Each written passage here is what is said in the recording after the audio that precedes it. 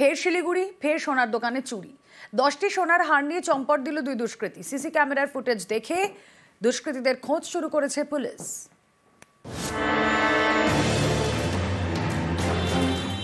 সোমবার তখন বেলা 11:30 সজীব মন্দিরে সোনার দোকানের সামনে থামে একটি বাইক।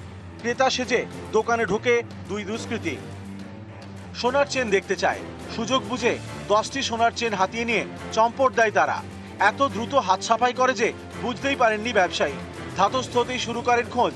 তার দাবি, খোয়া যাওয়া 10টি চেনের দাম সব মিলিয়ে প্রায় 10 লক্ষ টাকা। অভিযোগ পেয়ে তদন্ত শুরু করেছে পুলিশ। তাদের হাতিয়ার সিসি ক্যামেরা ফুটেজ। 10টা চেন ছিল টোপলার মধ্যে, টোপলাটাই গায়েব করে দিয়েছে। টোপলাটাই মালের থেকে টোপলাটাই সরাই দিয়েছে। দুজন ছিল, একজন প্রথমে ঢুকছে, একজন ব্যাগ নিয়ে দাঁড়িয়েছিল। এখান থেকে সরাই নিয়েছে। একজন চলে গেছে আগেই, ওই মাল নিয়ে ভাগছে। তারপরে ও চলে গেল, তারপরে আমি পিছা করলাম, পিছা করে ওর বাইকে চলে গেল। 10 লাখ টাকা। গত জুন মাসে শিলিগুড়ির হিলকার্ট রোডে একটি সোনার দোকানে হানা দেয় 7 দুষ্কৃতী। আগ্নেয়াস্ত্র দেখিয়ে সোনা এবং হীরের গয়না লুট করে। বেরোনোর সময় সোনার দোকানে তালা ঝুলিয়ে দেয় দুষ্কৃতীরা। গত জুলাইয়ে শিলিগুড়ি শহর লাগোয়া আশিঘর এলাকায় দুষ্কৃতীরা একটি এটিএম লুটপাট চালায়।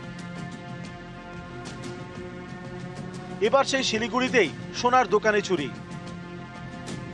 শিলিগুড়ি থেকে ক্যামেরায় অলোক দের সঙ্গে পার্থপ্রতিম সরকার, নিউজ 18 বাংলা।